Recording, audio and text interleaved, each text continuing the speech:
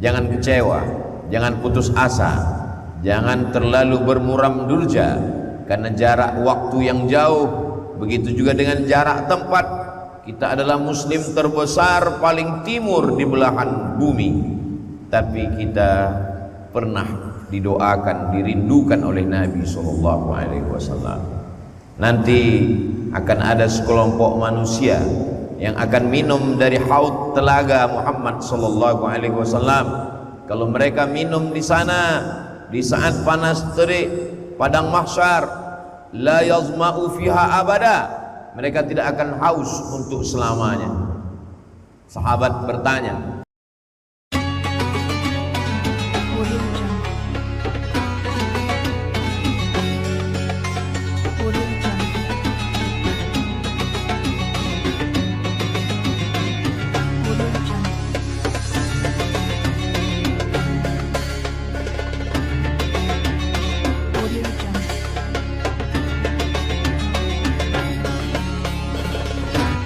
alhamdulillah wassalatu wassalamu ala rasulillah sayyidina wa maulana Muhammad ibni Abdillah wa ala alihi wa sahbihi wa man tabi'ahu wa mawala. Ashhadu an la ilaha illallah wahdahu la syarika lah wa ashhadu anna sayyidina Muhammadan abduhu wa rasuluhu la nabiyya ba'dah. Allahumma salli ala Sayyidina Muhammadin an-nabiyil ummi wa ala alihi wa sahbihi wa barik wa sallim. Qala Allah Ta'ala fil Qur'anil azim wa huwa asdaqul qailin. A'udzu billahi minasy syaithanir rajim. Ya ayyuhalladzina amanu taqullaha haqqa tuqatih wa la tamutunna illa wa antum muslimun. Wa qala ta'ala fi ayatin ukhra, Ya ayyuhalladzina amanu taqullaha wa qulu qawlan sadida yuslih lakum a'malakum wa yaghfir lakum dhunubakum wa man yuti'illaha wa rasulahu faqad faza fawzan 'azima. Ibadallah, usikum wa nafsi bi taqwallahi wa ta'atihi faqad fazal muttaqun. Jamaah Jumat yang dimuliakan Allah Subhanahu wa taala. Ada orang-orang yang tidak berjumpa dengan Nabi sallallahu alaihi wasallam, tapi mereka mendapatkan doa Nabi Muhammad sallallahu alaihi wasallam. Ketika tekanan terhadap kaum muslimin di kota Makkah Al-Mukarramah semakin parah, maka sebagian sahabat berhijrah ke Habasyah. Habasyah itu sekarang dikenal dengan negara Ethiopia di Afrika. Ketika itu mereka disambut oleh Najasyi. Nabi sallallahu alaihi wasallam berpesan kepada Ja'far bin Abi Thalib, kepala rombongan, nanti kamu akan berjumpa dengan pemimpin yang beriman kepada Nabi Isa alaihissalam. Nanti dia akan menanyakan bagaimana status Nabi Isa dan Maryam dalam Islam.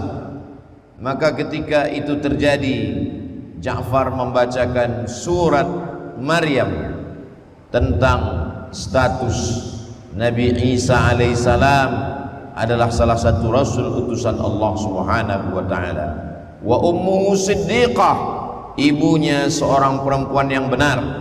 Dia bukan anak Tuhan, tapi dia juga bukan anak zina seperti yang dituduhkan oleh Bani Israel.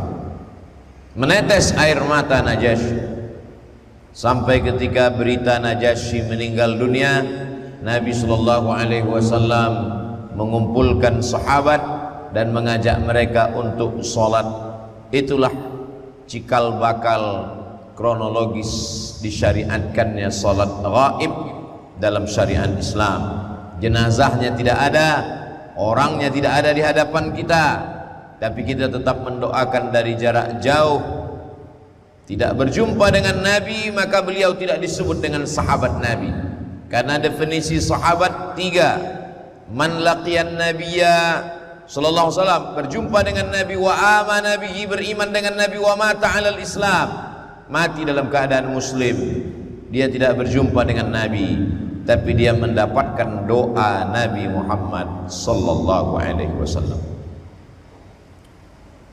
Nabi berpesan kepada sahabat, nanti kalau laki-laki ini datang ke kota Madinah, mintalah doa kepadanya supaya kamu diampunkan Allah. Padahal dia tidak berjumpa dengan Nabi, dia tidak pernah perang dengan Nabi, dia tidak pernah ikut makan dan musafir bersama Nabi. Tapi Nabi Muhammad SAW berpesan, nanti kalau dia datang kemari, mintakanlah ampunan kepada Allah melalui lidahnya, melalui bibirnya, melalui lisannya, karena doanya makbul. Setelah Nabi Muhammad SAW meninggal, barulah laki-laki itu datang. Dia juga tidak tercatat sebagai sahabat Nabi karena dia tidak berjumpa dengan Nabi, tapi berita tentangnya sampai kepada Nabi Muhammad SAW. Dia berasal dari negeri Yaman, namanya Uwais Al-Qarni. Dia tidak datang, dia tidak ikut berperang karena dia menjaga seorang ibu, menunjukkan bahwa pintu kebaikan tidak hanya tertutup dari satu saja. Udkhulu min abwabin mutafarriqah, masuklah dari pintu yang banyak. Andai tidak bisa bertemu dengan Nabi, maka muliakanlah ibu, orang tua, maka kemuliaan bersama dengan Nabi pun dapat juga diperoleh. Bahkan sahabat-sahabat yang hidup dengan Nabi pun memintakan ampunan kepada Allah melalui lisannya. Jangan pernah mempersempit kebaikan hanya dari satu sisi saja. Lalu bagaimana dengan kita? Berkecil hatikah kita hidup 1400 tahun setelah Nabi Muhammad SAW? Jangan kecewa, jangan putus asa, jangan terlalu bermuram durja karena jarak waktu yang jauh. Begitu juga dengan jarak tempat. Kita adalah muslim terbesar paling timur di belahan bumi, tapi kita pernah didoakan, dirindukan oleh Nabi SAW. Nanti akan ada sekelompok manusia yang akan minum dari haud telaga Muhammad SAW. Kalau mereka minum di sana di saat panas terik padang mahsyar, la yazma'u fiha abada, mereka tidak akan haus untuk selamanya. Sahabat bertanya, kamikah itu ya Rasulullah? Apakah kami yang engkau maksud? Kata Nabi, antum ashabi, kalian adalah sahabat-sahabatku. Yang ku maksud bukan kalian, tapi ikhwani, mereka adalah saudaraku. Siapa mereka itu ya Rasulullah? Amanu bi walam yarawni, mereka percaya kepadaku, mereka beriman terhadap diriku. Walam yarawni, padahal mereka tidak pernah melihat aku. Mudah-mudahan yang dimaksud Nabi itu adalah kita yang jaraknya jauh, kita yang masanya jauh, kita tidak sempat ikut perang bersama Nabi, kita tidak hidup bersama Nabi, kita tidak melihat dengan Nabi, kita tidak bersalaman dengan tangan Nabi. Beruntungnya seorang sahabat berkulit hitam, budak hamba sahaya, dia datang memeluk Nabi Muhammad SAW. Aku miskin, aku hamba sahaya, aku berkulit hitam, aku belum tentu bersamamu nanti di surga ya Rasulullah. Apa kata Nabi? Almar'u ma'a man ahab, orang akan bersama dengan siapa yang dia cintai. Kalau kau cinta kepadaku, maka engkau akan bersama dengan aku, bersama dengan Rasulullah sallallahu alaihi wasallam. Kita tanamkan cinta kepada anak-anak kita, mencintai Rasulullah dengan mengenalkan jati dirinya. Kita belikan buku musabaqah, pemenang juara menulis sejarah Nabi berasal dari India, Syekh Safiur Rahman Al-Mubarakfuri. Dalam bukunya berjudul Ar-Rahiq Al-Makhtum, bahasanya simple, sederhana, datanya padat, ditulis oleh Ahlus Sunnah wal Jamaah, bukan golongan sesat yang jauh daripada bimbingan tuntunan Al-Quran dan Sunnah Rasulullah Sallallahu Alaihi Wasallam. Sudah diterjemahkan ke berbagai bahasa dunia. Kita kenalkan anak-anak kita. Dari rasa kenal itu akan muncul rasa cinta.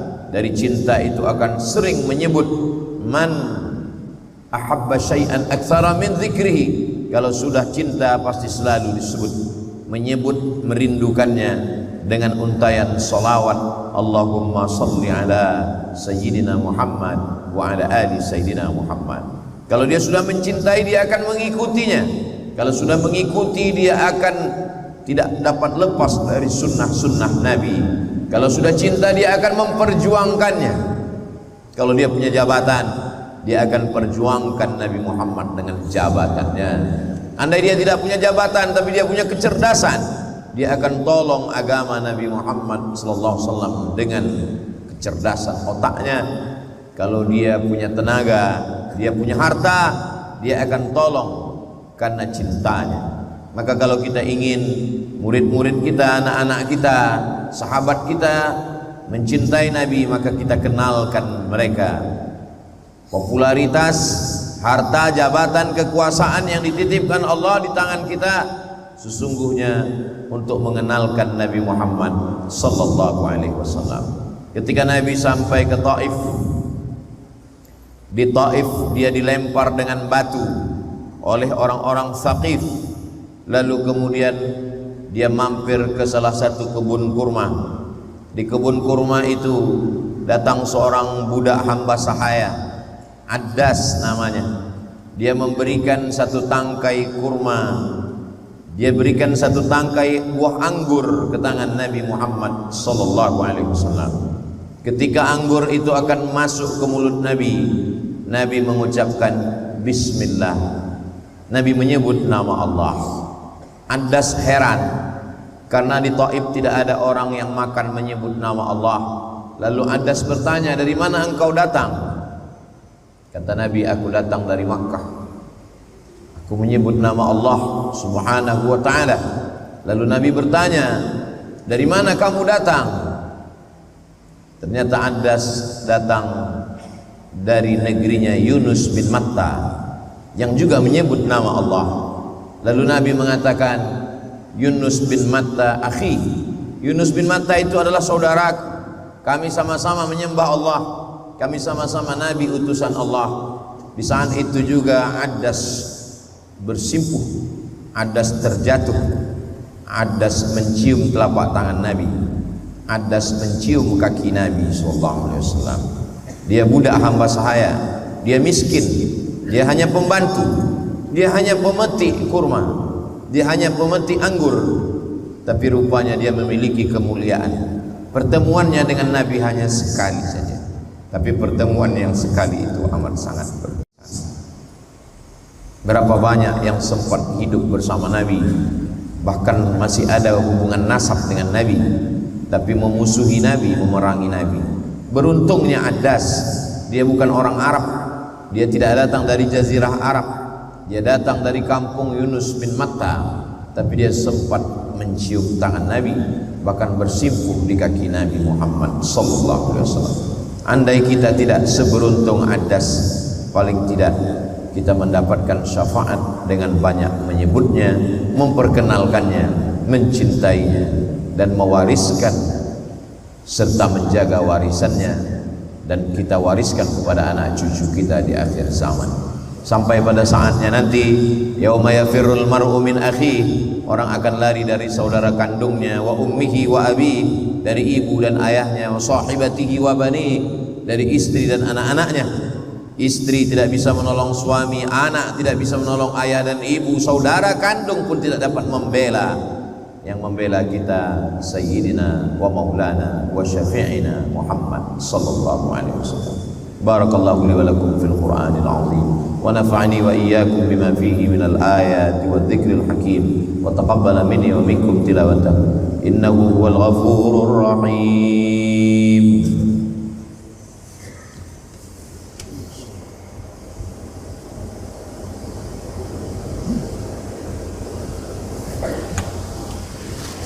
Alhamdulillahilladzi bi ni'matihi tatimmus shalihat. Wassalatu wassalamu ala sayyidis sadat wa ala alihi wa ashabihi ahlil fadaili wal karamat. Asyhadu an la ilaha illallah wahdahu la syarika lah wa asyhadu anna sayyidina Muhammadan 'abduhu wa rasuluhu wa safiyyuhu min khalqihi wa khaliluhu addal amanah wa ballagha ar-risalah wa nasaha lil ummah wa tarakana 'alal mahajjatil bayda lailuha kanahariha la yazighu anha illa halik اللهم صل على سيدنا محمد النبي الأمي وعلى آله وصحبه وبارك وسلم. قال الله تعالى في القرآن العظيم وهو أصدق القائلين: أعوذ بالله من الشيطان الرجيم، بسم الله الرحمن الرحيم، والعصر إن الإنسان لفي خسر إلا الذين آمنوا وعملوا الصالحات وتواصوا بالحق وتواصوا بالصبر. وقال تعالى في آية أخرى: إن الله وملائكته يصلون على النبي يا أيها الذين آمنوا صلوا عليه وسلموا تسليما. اللهم اغفر للمسلمين والمسلمات والمؤمنين والمؤمنات الأحياء منهم والأموات برحمتك يا أرحم الراحمين. اللهم أعز الإسلام والمسلمين واخذل الكفرة والمشركين ودمر أعداءك أعداء الدين. اللهم انصر إخواننا المجاهدين المستضعفين في فلسطين وفي روهينيا وفي كل مكان من مشارق الأرض إلى مغاربها. اللهم دمر أعداءك أعداء الدين. اللهم شتت شملهم وفرق جمعهم واجعل كيدهم في نحورهم يا رب العالمين. اللهم اجعل هذا البلد بلدا آمنا.